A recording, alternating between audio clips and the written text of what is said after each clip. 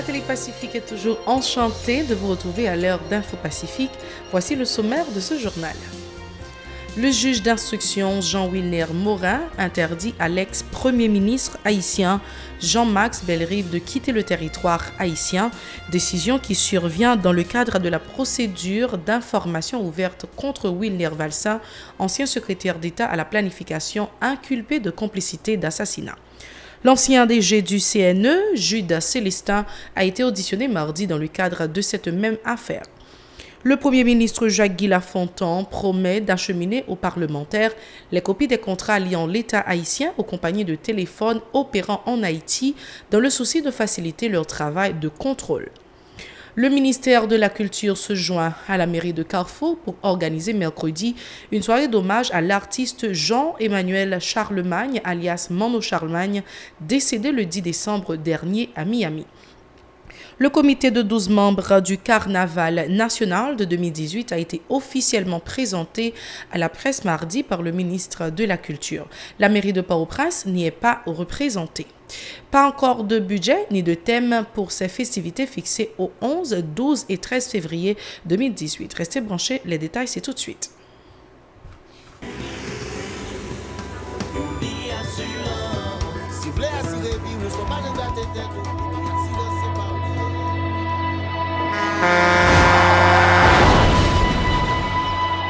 En général, moun pa reme pran assurance. Yo considéré que son l'argent rejeté. Et pourtant, l'argent assurance te doué dans budget ou à côté l'argent kayak, l'argent manger. Li là pour les deux traverser un mauvais pas. Gardez tout à côté ou ouais comment gros problème qu'on entre sur monde sans attendre. Mandez Dieu pardon, ça qu'arrive autour.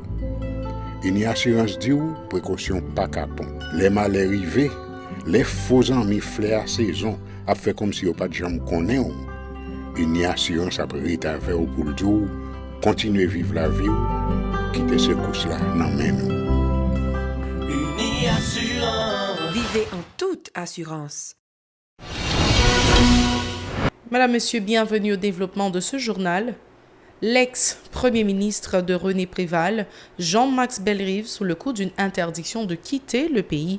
C'est le juge d'instruction du tribunal de première instance de Port-au-Prince, Jean-Wilner Morin, qui a émis cette ordonnance. Il a aussi auditionné l'ancien directeur général du Centre national des équipements, Jude Célestin, mardi, dans le cadre de la procédure d'information ouverte et suivie contre Wilner Valsin, ancien secrétaire d'État à la planification, sous l'administration Martelly Bellerive, inculpé de complicité d'assassinat et d'actes de corruption au préjudice de l'État haïtien. La direction du service de l'immigration et de l'émigration a été notifiée de cette décision le 18 décembre 2017. L'interdiction de départ ne figure pas dans la législation haïtienne, mais de nombreux juges de commissaires de gouvernement, dont celui de Port-au-Prince, M. Oknam Klamé-Daméus, soutiennent que c'est l'un des moyens les plus sûrs dont ils disposent pour contraindre un citoyen à rester à la disposition de la justice. Le Premier ministre Jacques-Guy Lafontaine, accompagné du ministre des Travaux publics, Transports et Communications, Fritz Caillot, et du directeur général du CONATEL, Jean-David Rodney, a répondu mercredi pour la deuxième fois aux questions d'un groupe de députés sur la qualité des services fournis par les opérateurs de téléphone en Haïti. Le député Gary Bodo a indiqué que le vol des minutes des consommateurs par ces entreprises faisait particulièrement l'objet de cette rencontre. Le parlementaire a aussi rapporté que ses collègues ont exhorté les instances concernées à prendre des dispositions pour freiner ces abus. Ces propos recueillis par Edlen Vernal et Francineus. Je veux dire, il n'y a aucune compagnie sur le territoire national là, qui gagne comme c'est une licence d'exploitation pour agir sur 4G. Donc, quelle que soit la compagnie, nous pas gagné. Et récemment, nous avons regardé une compagnie qui a fait une conférence de presse. Il faut dire question perdu minute là, son bagage qui pas exister. Il faut dire que le problème couverture internet là, que vous pas fait dans le pays n'a pas existé. Il faut dire que là, on a pris le téléphone, on doit devant moun là, moun n'a pas jouer, il faut dire que ça n'a pas existé. Nous ouais compagnie entrer non opération de communication. Donc nous-mêmes qui là, nous c'est le pouvoir législatif, le pouvoir exécutif est là. Donc nous engager nous ensemble pour nous avancer. Et ça fait nous dire directeur, il faut qu'il fasse très attention par rapport à l'ensemble des décisions qu'a faites. Nous connaissons des négociations qu'a faites avec compagnie de téléphonie mobile. Il y a des propositions sur la table qui ont demandé des licences d'exploitation pour 15 ans au niveau du gouvernement ou bien au niveau du Parlement haïtien. Nous-mêmes, nous clairs, pour le ministre là, c'est le premier monde sous table là qui dit va d'accord. Donc nous-mêmes, nous sommes dans une situation de monopole là. Donc nous continuons le travail. Donc bon ensemble de documentation nous demander. Par exemple, comme qui supposé rentrer dans la question et si taxi au prend sous minute 5 centimes hors aujourd'hui et Conatel pas gagné aucune technologie qui permette de comprendre que sa compagnie au Balia c'est exactement ça au fait. Donc je dis à 10% taxe qui pour prendre son série de produits. Donc produit ça qu'on a fait sur téléphone, il y a assurance qu'a fait sur téléphone, mais c'est de l'autre produit nous c'est sur téléphone tout à fait. Donc je dis à un ensemble de problèmes qui posent. Pour sa part, le Premier ministre, qui n'était pas en mesure de s'expliquer sur la poursuite de telles dérives au niveau des compagnies de téléphones mobiles, a promis de prendre des mesures pour les combattre. Jacques Lafontaine a aussi promis d'acheminer sous peu aux parlementaires les copies des contrats établis entre l'État haïtien et les compagnies incriminées dans le souci de faciliter leur travail de contrôle. Jacques Lafontaine. Le dossier ça a préoccupé nous parce qu'on a parlé de télécommunications. Nous connaissons que son bail qui est très sensible pour la population, c'est que nous avons besoin que la population joue un service de qualité et à un prix qui est vraiment très abordable. Donc il est question que il y a des gens dans la population qui perdent 10 minutes, n'est-ce pas vrai? Donc nous avons penché nous sur le dossier ça. Et c'est ça qui fait que je dis, demande quand même au moins encore parce que le directeur Conatel est venu avec des éléments. Nous avons eu une réunion avant et puis nous avons eu une réunion aujourd'hui. Mais nous n'avons aucun document en main pour nous capables de présenter aux honorables députés. Donc d'ici un mois, nous pensons que nous remercions le Parlement d'être que nous avons l'opportunité pour nous venir avec documents et avec documents ça. Nous sommes capables de discuter pour nous qui côté problème et qui solution nous déjà joindre à problème ça. Il y a des contacts qui fait déjà et nous pas tellement satisfaits de contacts ça. Nous avons bien l'autre rencontre que nous allons organiser pour nous capables de gagner, n'est-ce pas vrai, pour nous sentir beaucoup plus confortables. Faut me dire nous que réunion ça qu'a fait là est très important pour nous au niveau du gouvernement de la République. Autre point, la commission parlementaire spéciale sur l'amendement de la Constitution a rencontré mardi des anciens premiers ministres haïtiens dans le cadre des séries de réflexions et de propositions engagées autour du projet d'amendement de la Constitution de 1987. 8 anciens premiers ministres, Laurent Salvador Lamotte, Ronnie Smart, Jacques-Édouard Alexis, Jean-Max Bellerive, Evans Paul, Enex Jean-Charles, Jean-Marie Chéristal et Yvon Neptune ont répondu à l'appel des députés. Satisfait des échanges, le président de la commission, Jerry Tardieu, informe que les rencontres avec la société civile vont se poursuivre jusqu'au 31 décembre 2017. Écoutons Jerry Tardieu. C'est la première fois dans l'histoire du pays que nous gagnons tout ancien chef gouvernement qui est d'accord pour chita son table avec la commission spéciale sur l'amendement Constitution Chambre des députés pour nous discuter des questions d'amendement. Les problèmes qui sont dans la Constitution et de qui ça pour nous faire pour nous capables de ranger même la loi pays pour permettre le pays à bien diriger. Donc nous-mêmes dans la commission, nous comptons en pile parce que le dialogue national a continué, la concertation nationale a continué. Nous connaissons que jusqu'au 31 décembre 2017, nous avons rencontré à tout secteur. Demain, nous avons rencontré avec la Fédération nationale des ASEC. Ensuite, nous avons rencontré avec la Fédération nationale des CASEC, même jour. Après ça, c'est le secteur populaire que nous avons commencé à rencontrer jeudi. Donc, nous-mêmes, nous déterminés au niveau de la commission spéciale sur l'amendement de la Constitution pour nous faire un travail sérieux, pour nous faire un travail honnête, pour nous faire un travail transparent. Nous-mêmes, dans la Chambre des députés, nous n'avons pas la science infuse. Nous pas ça avec tout bagaille. Proposition d'amendement faite pour sortir en un pays. C'est pour ça que nous prenons aller sorti un rapport que nous avons un rapport d'étape. Rapport d'étape ça depuis le sorti, nous allons faire tournée nationale dans toutes 10 départements de telle sorte que nous atterrir dans la section communale. L'ancien Premier ministre de Jean-Bertrand Aristide, Yvan Neptune, estime que le plus important dans cette démarche n'est pas l'amendement de la Constitution haïtienne, mais plutôt le respect des lois qu'elle comporte.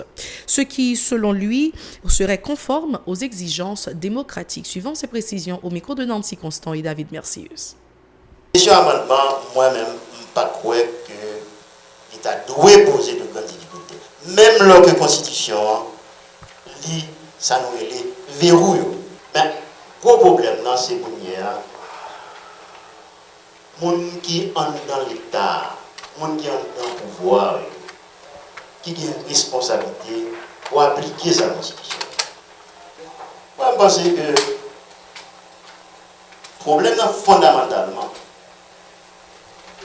pas constitution. Texte constitution, il y a des problèmes là-dedans, problème d'articulation différentes responsabilités, articulation, fonctionnement de différents pouvoirs. Mais il faut que des hommes et des femmes qui acceptent sa constitution et qui vont agir conformément à sa constitution.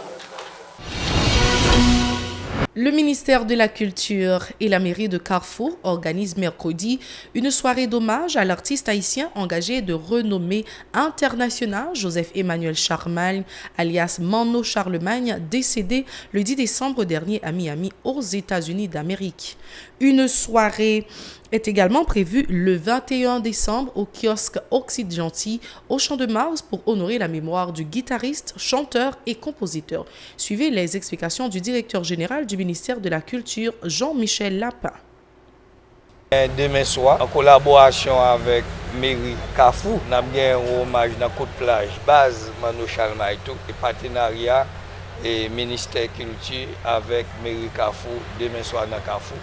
Et nous connaissons officiellement et qui a dernier hommage avant que Mano Charlemagne fait mise en terre pour Mano Charlemagne, parce que faut nous d'accord, nous ne pouvons jamais suspendre rendre hommage à Mano Charlemagne.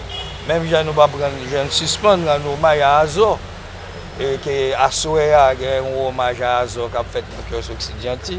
C'est encore en partenariat avec Famille Azo et ministère de la Culture.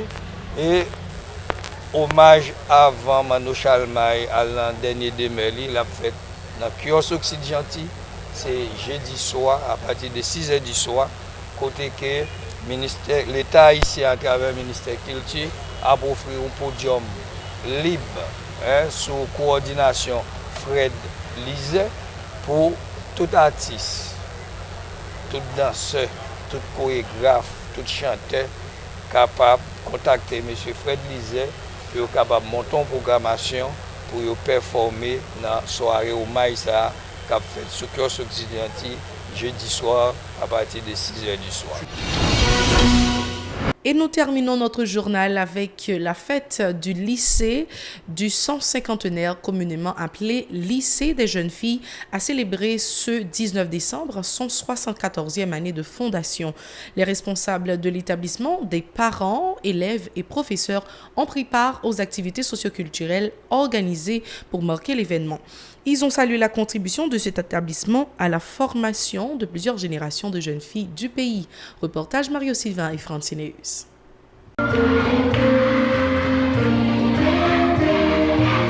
Ils étaient plusieurs centaines de bleus vêtus à prendre part à cette commémoration. Enthousiastes, elles laissent éclater leur joie. Pour rien au monde, elles ne voulaient rater l'occasion de chanter, de danser et de rêver de lendemain meilleur à la fin de leurs études secondaires. Ça représente un pile pour nous parce que 74 ans, il voulait dire un pile bagaille pour nous. Nous formons un pile génération de filles pendant 74 ans, ça a un pile promotion qui passait. Donc c'est une fierté pour nous parce que dans le cadre public là, il y a une administration publique là, il y a un pile jeune, c'est dans le lycée à ressorti. C'est une grande fierté pour moi. Moi, je suis content, moi, je suis en joie pour moi, ma fête 74e anniversaire lycée. Ce 74e anniversaire revêt un caractère hautement symbolique aux yeux des dirigeants de l'établissement qui se félicitent d'avoir contribué à la formation de plusieurs générations de femmes au service du pays. Claudette Zéphirin est directrice du lycée du 150e. C'est 74 ans de formation de jeunes filles Et c'est 74 ans de formation d'ambassadrice, ok, du lycée. Donc, ça a une valeur pour nous. Bon, nous avons un slogan, c'est que LCC fait briller ta lumière. Donc, nous aimerions à ce que les filles du lycée du cinquantenaire brillent un peu partout, ok, en matière académique, en tout, ok. Des professeurs heureux ajoutent leur grain de sel à la fête en déclamant quelques textes poétiques. Ils en profitent pour renouveler leurs engagements à accompagner ces jeunes filles jusqu'à la fin de leurs études classiques. Jonathan Thermidor est professeur des lettres modernes au lycée du 150e. Donc c'est un moment pour nous-mêmes, professeurs, pour nous aider les vieux, mettre dans la bonne direction parce que nous vivons dans une société côté nous et les bonnes mœurs, les valeurs morales, tout le bagage ça a commencé à réduire en poudre.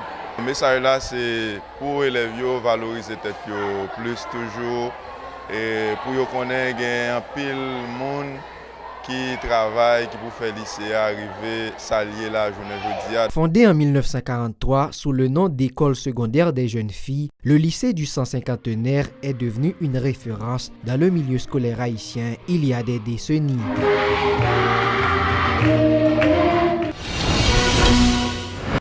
Merci d'avoir été des nôtres. C'est toujours un plaisir pour nous de vous informer. Restez branchés à la Télé Pacifique. À la prochaine.